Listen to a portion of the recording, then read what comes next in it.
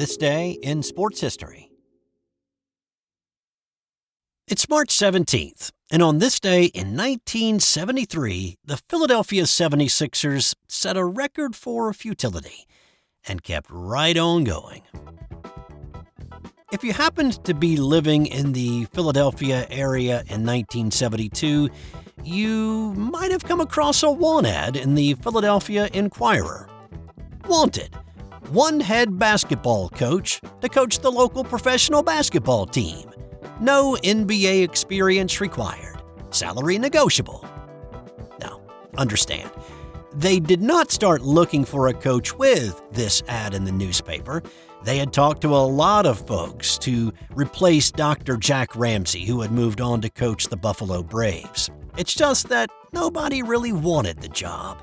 The team was a hot mess, and it was obvious the team was a spark away from a complete dumpster fire.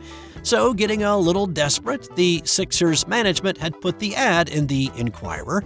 They got a response that said, hey, you should look at this guy, Roy Rubin, coaching up in New York at Long Island University. He'd been a successful high school coach, and in 11 seasons at LIU, a D2 school, he had a respectable 174-94 record.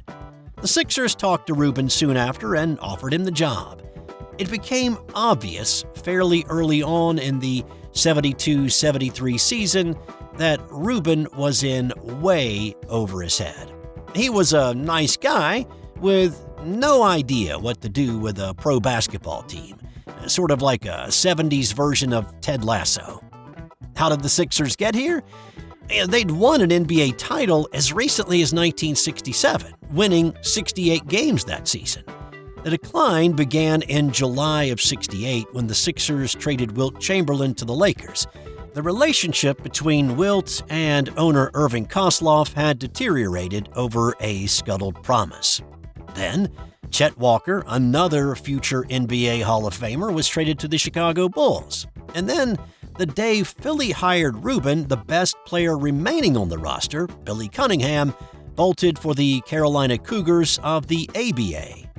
The season started off horribly for the Sixers, losing their first 15 games. When they finally won their first against the Houston Rockets more than a month into the season, Rubin leaped off the bench with such joy and excitement that he injured himself, snapping his hamstring, and he needed a few of his players to carry him back to the locker room. Another interesting story from that year, the Sixers had a player named John Trapp, who had come over in the Wilt trade, and Trapp had some success with the Lakers, but he could also be a bit of a problem. Well, in one game, Rubin sent a player to the scorer's table to sub in for Trapp.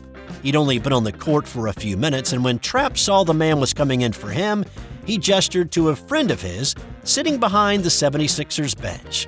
Coach Rubin was interested in just exactly who he was communicating with, so he looked in that direction to see that Trapp was pointing to a friend, who then pushed aside his coat to reveal a handgun as he shook his head from side to side. Trapp stayed in the game. After 51 games and the team had just 4 wins, Rubin was fired and replaced by Kevin Lockery as player coach.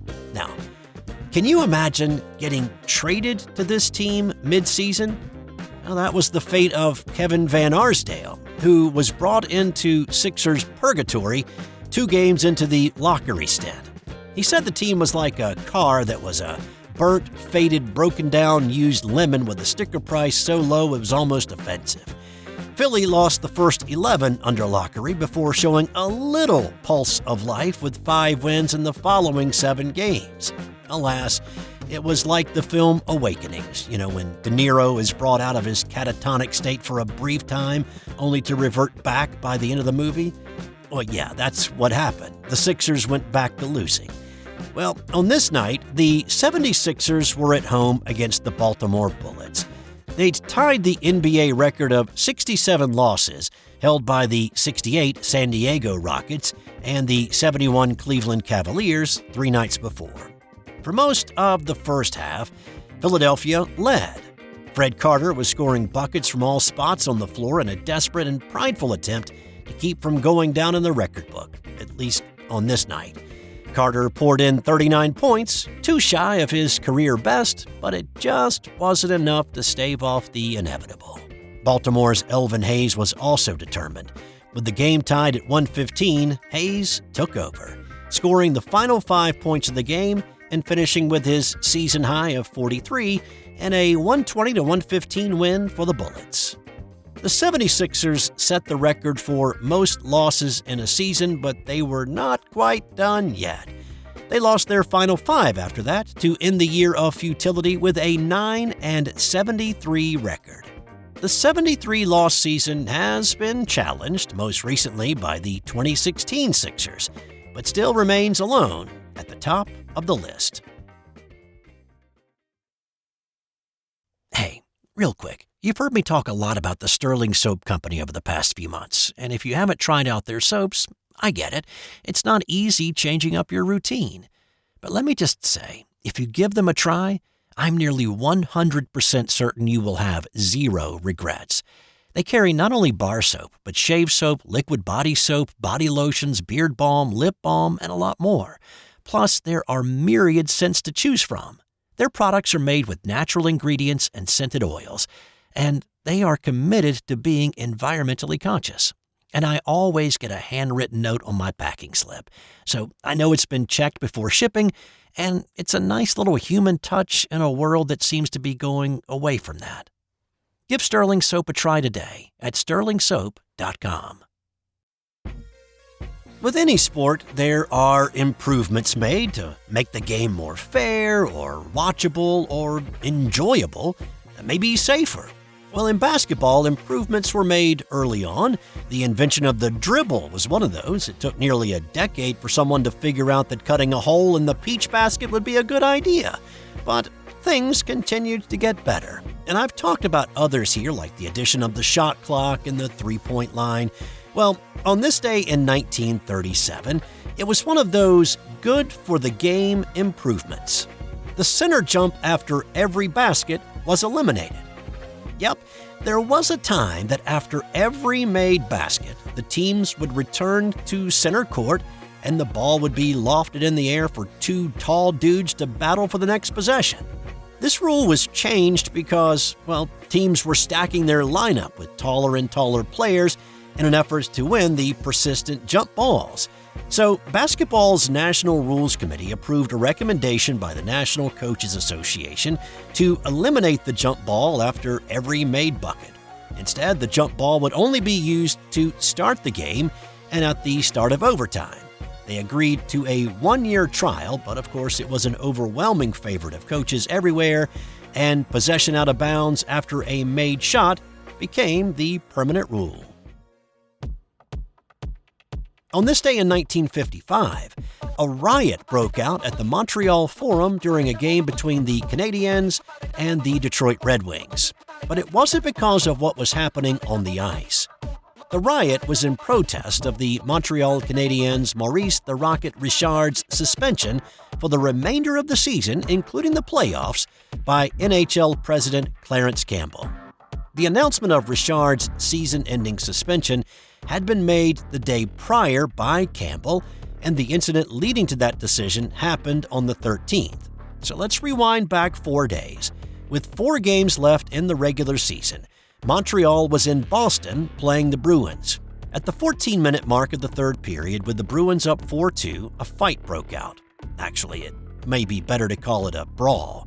After a face-off, Richard went after Hal Laycoe, pushing him to the ice. Laycoe raised his stick and grazed the top of Richard's head, causing a gash in his scalp.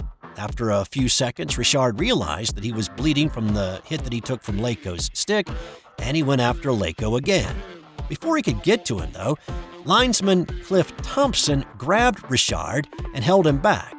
But essentially, it opened Richard up for punches being thrown by Laycoe.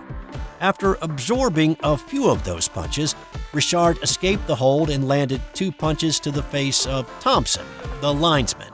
After tempers cooled, Richard was taken to a local Boston hospital and treated for the gash on his head, which required 5 stitches to close the wound. Now, to understand this fight a little more in the context of today's game, there is a well-known Richard quote from after his time on the ice in which he said, "If you know anything else about the time I played, know about how violent was the game." Richard was summoned to Campbell's office located in the Sun Life building in Montreal for a meeting about the incident. Leko was also there. In essence, this was a hearing. Leko told his side of the story and claimed that Richard was coming at him with a two-handed raised stick before Thompson intervened. After the hearing on the 16th, Commissioner Campbell suspended Richard for the remaining 3 games of the regular season and the playoffs. Richard had been leading the NHL in points that season prior to his suspension, and most certainly would have won it with 3 games to play, a title he had never won and he wanted badly. Now, to further understand the riot that happened on this night, you have to understand a little bit more about the politics going on in Montreal at this time. And apologies, this is a very condensed version, but here you go. Richard was the hero of Montreal. He was a French-Canadian, playing in a very proud French-speaking Quebec, but one that was ruled by a wealthy Anglo elite. There was a lot of resentment bubbling at the surface between the ruling English and the French-Canadians, who felt like second-class citizens. Campbell was an English war hero who had fined Richard for several incidents already, but had not fined others involved in those same incidents. There were many who believed Campbell's bias against the French in general, and Richard in particular, led to unfair punishment. In fact, prior to all of this, Richard wrote a column in a Montreal paper where he called Campbell a tyrant and said he was running a dictatorship. Campbell stepped in and stopped him from writing any more columns in the paper. So now, with Campbell issuing the suspension, Detroit was in town to play Montreal on this night. There were protests on the sidewalks and in the streets outside the Forum prior to the game. Campbell, in an act of defiance, decided to go to the game that night and sit in the crowd. However, he did not arrive until 5 minutes after the game had started. Now, Campbell was a military man who was never late for anything. His showing up after the game had started brought all the attention to him as he proudly sat down in his seats. It did not take long for things to get heated. One of the refs that night was Red Story, and he said things could have and should have been a lot different that night. You knew something was going to happen, but you didn't know what. And Campbell should not have been at the game. And if he had not been at the game, we would have had no riot. But he dared the public. A few fans had brought tomatoes, and they started to throw them at Campbell. Well, one fan got close enough to Campbell to smack him in the face before he could be pulled away by police officers. A fan with a tomato also got close, crushed it in his hand, and smeared it on Campbell's suit. Then, in the tunnel leading to the locker rooms, a fan released a homemade tear gas canister, and yellow smoke began to fill the arena. The Richard Riot was underway, and it spilled out into the streets. Jules Belanger was at the Montreal Forum that night and remembers it all too well. That bomb, that tear gas bomb exploded in the exit. Everybody got scared and the Forum went empty. So you had 15,000, 16,000 people all of a sudden in the street at the same time. The game was called and the Red Wings were awarded the win. Thousands outside the Forum overturned cars, lit them on fire, windows were broken, and shots were fired into the air. The riot raged for more than 7 hours. Damage to property in the city was estimated to be around $100,000. 33 people were injured, including 8 police officers, and more than 100 were arrested. Some were fined, and more than 60 were indicted. There was a worry that once night fell on the 18th, the riots would start back up. Police pleaded with Richard for help. The Rocket went on the radio, asking those around the city to stop rioting and settle down. They listened, and there was no more violence. He also said that he would take his punishment and come back the next year and deliver a Stanley Cup to Montreal. He was good on his promise, but he didn't deliver just one. Instead, He led the Canadiens to 5 consecutive Stanley Cup titles from 1956 through 1960. Hey, I needed to call a quick timeout to let you know that we're giving away a $50 gift card to Home Field Apparel. Have a favorite college sports team? Of course you do. You're listening to a sports podcast.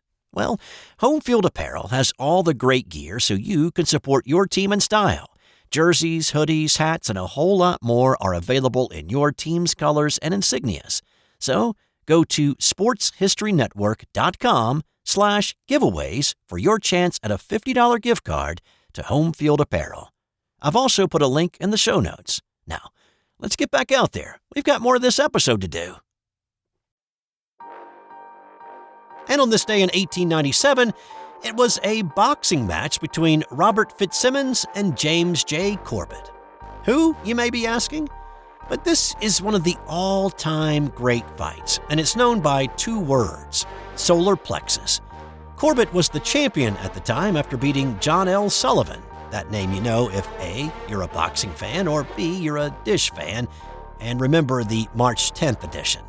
But Corbett had gone into a sort of semi-retirement, choosing the stage instead of the ring after his win over Sullivan. The other fighter, Fitzsimmons, was called the Blacksmith, and if you've ever said the bigger they are, the harder they fall, well, you can thank the undersized Fitzsimmons for that line, because he is the one who coined it. He stalked Sullivan and actually got him to put up money to defend the title, but boxing was not legal everywhere in the States at that point. Attempts at fights in Dallas, Texas, and Hot Springs, Arkansas fell through because of laws against prize fighting. But finally, they were able to ink a deal to meet on this day in Carson City, Nevada for a $15,000 purse and a $2,500 side bet between the 2 fighters for a fight to the finish. Men in town started working immediately on the first open-air arena built specifically for boxing. Finally, on this day, the pugilists outfitted with gloves took to the ring. Corbett controlled the early rounds. The 6th round was when the fight turned, though. Corbett put Fitzsimmons on the mat, and he stayed there for 6 seconds. But Fitzsimmons was able to get back to his feet, and from that point, Fitzsimmons rallied and turned the tables. In the 14th round, Fitzsimmons absorbed a series of Corbett punches and then countered. After one series opened his opponent up, Fitzsimmons landed a blow to Corbett's midsection, aka his solar plexus, putting him on the mat, which he did not recover from. The last great fight of the 19th century had come to an end with a new champion. One more interesting thing about this fight was that it was the first boxing match that was ever filmed. Enoch Rector climbed inside a huge human-powered camera box called a Veriscope. He captured on film the introduction of the fighters, all 14 of the rounds, and there is a 3-minute film that still exists in the Library of Congress archives, and it is viewable online. And time now for today's That's Got Nothing to Do with Sports fun fact. In 1947, General Mills cereal included an atomic bomb ring as a toy prize in boxes of Kix cereal. What did you say? The ring contained a tiny amount of polonium-210, and looking through a small aperture in the ring holder could see flashes of light as alpha particles hit a tiny zinc background. The company assured parents it was safe, and with a half-life of about 140 days, any atomic bomb rings still in existence today would truly be safe.